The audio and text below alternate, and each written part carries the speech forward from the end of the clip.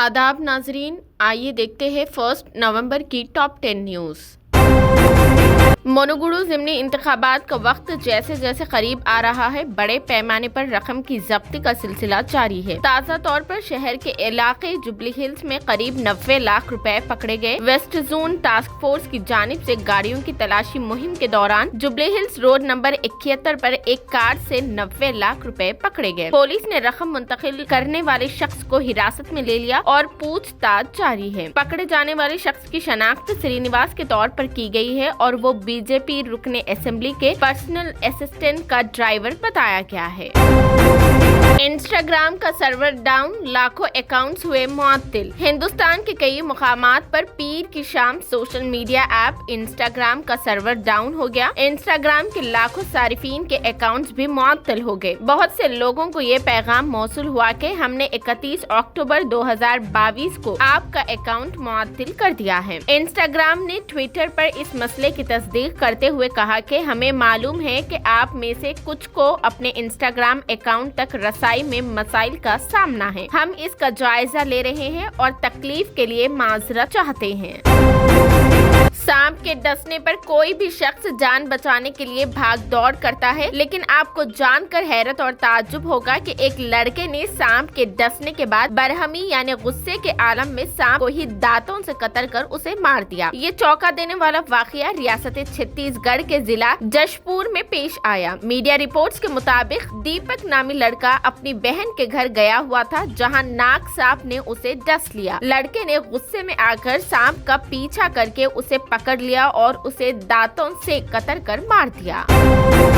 मोनोगुडू assembly हलके में अक़लियतों के इजलास से वजीर दाखिला महमूद अली का खिताब। ज़िमनी इंतखाबात के नताइज के बाद मोनोगुडू हलके के अधूरे कामों को मुकम्मल किया जाएगा और हलके को तरक्की देने के अमूर शुरू किए जाएंगे। इन ख्यालात का इजहार रियासती वजीर दाखिला मोहम्मद महमूद अली ने पीर को चोट अपल मंडल के लाकारम में मुनाकिदा संग तराशों और मुस्लिम तकरीब को खिताब करते हुए किया। उन्होंने कहा कि मोनोगुडू में आजादी से अब तक कांग्रेस और तेलुगु देशम पार्टी की क़ियादत रही, मगर इन 75 सालों में दोनों पार्टी के कायदीन ने मुसलमानों और संग तराशों के लिए कुछ भी नहीं किया। पिछले 75 सालों में मोनोगुडू के मुसलमान गरीब से गरीब तर हो गए, मगर उनका कोई पुरसाने हाल नहीं था। इसलिए मोनोगुडू के मुसलमान और संग तराश टीआरएस पार्टी में शमूलियत इख्तियार किए हैं ताकि उन्हें इंसाफ मिल सके। वजीर दाखिला ने कहा कि मोनोगुडू हल्के असेंबली में टीआरएस पार्टी की कामयाबी 100% यकीनी है और कहा कि मोनोगुडू हल्के के अवाम ने राजगोपाल रेड्डी पर एतमाद करते हुए उन्हें कामयाबी दिलाई थी, मगर राजगोपाल रेड्डी ने मोनोगुडा अवाम की पेट में खंजर भोंकते हुए बीजेपी में शामिल हो गए। उन्होंने कहा कि राजगोपाल रेड्डी को मोनोगुडू की तरक्की और अवाम की फलाह व बहबूद से कोई दिलचस्पी नहीं है, इसलिए जाती मफाद के लिए बीजेपी में शामिल हो गए। वजीर मौसूफ ने कहा कि टीआरएस वाहिद पार्टी है जो खास तेलंगाना की तरक्की और अवाम की फलाह व बहबूद के लिए संजीदा है।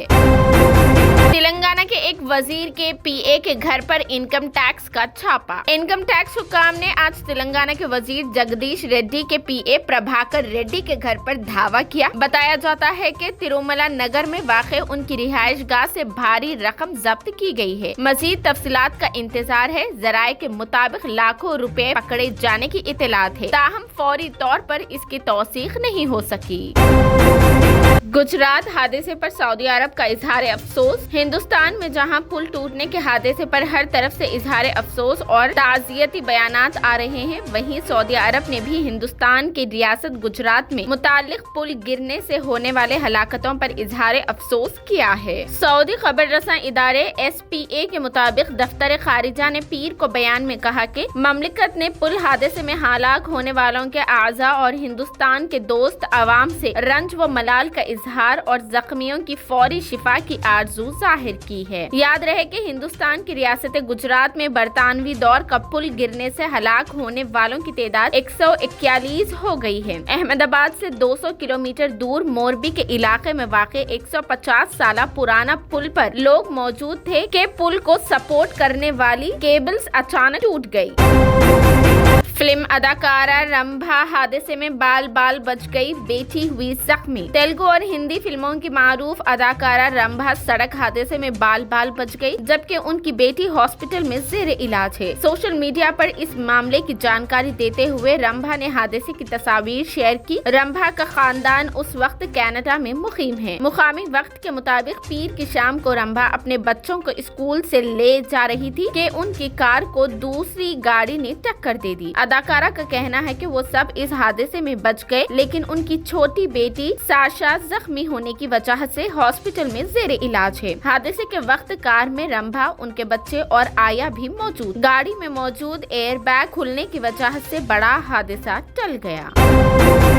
عادل آباد سے رحمت آباد کے لیے RTC کی خصوصی بس سروس کا آغاز، ریجنل مینیجر محترمہ سدھا پرمیلا نے دیا بیان۔ عادل آباد TSRTC ریجنل مینیجر محترمہ سدھا پرمیلا نے اپنے ایک صحافتی بیان میں کہا کہ عادل آباد سے رحمت آباد کے لیے خصوصی بس سروس کا آغاز کیا جا رہا ہے۔ انہوں نے وضاحت کی کہ رحمت آباد میں واقع حضرت خواجہ رحمت اللہ کی درگاہ شریف پر جانے والے عقیدت مندوں اور زائرین کی سہولت کے خاطر RTC کی جانب سے اسپیشل بس سروس شروع کی جا رہی ہے، جو روزانہ عادل آباد بس اسٹینڈ سے دوپہر 12:30 بجے نکلے گی اور عادل آباد سے گڑی نور ایچوڑا روڈ سے ہوتے ہوئے نرمل پہنچے گی اور نرمل سے 2:30 بجے نکلے گی اور آرمور ہوتے ہوئے 3:30 بجے آرمور سے کاماریڈی اور کاماریڈی سے 5 بجے نکلے گی اور حیدرآباد پہنچے گی اور اس طرح حیدرآباد سے شام 8:45 کو رحمت آباد کے لیے روانہ ہوگی۔ ریجنل مینیجر سدھا پرمیلا نے بتایا کہ حیدرآباد سے پودیلی، کنگیری، پامور اور ادے گیری سے گزرتے ہوئے رحمت آباد پہنچے گی اور اسی طرح واپسی میں رحمت آباد سے دوپہر 1:30 پر عادل آباد کے لیے نکلے گی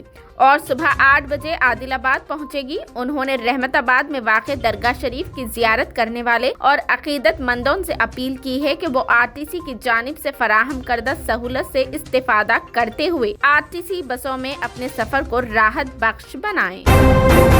تامل ناڈو میں شدید بارش، چھت گرنے سے خاتون کی ہوئی موت۔ شمالی مشرقی مانسون کے فعال ہونے کی وجہ سے چنئی سمیت تامل ناڈو کے کئی علاقوں میں زبردست بارش کے دوران مکان کی چھت گرنے سے ایک بزرگ خاتون کی موت واقع ہو گئی۔ تامل ناڈو کے شمالی اور جنوبی ساحلوں پر ماحولیاتی دباؤ کی وجہ سے ریاست کے بیشتر اضلاع میں منگل کی صبح سے بارش کا سلسلہ جاری ہے، جس سے کئی علاقوں میں پانی جمع ہونے کے مسائل پیدا ہو گئے ہیں۔ چنئی سمیت کئی شہروں کے بڑے چوراہوں پر ٹریفک جام ہو گیا ہے، جس کی وجہ سے دفتر جانے والوں اور گاڑیوں کو پریشانی کا سامنا کرنا پڑا۔ چنئی میٹرو میں بھیڑ لگ گئی کیونکہ سڑکوں پر ٹریفک متاثر ہوئی۔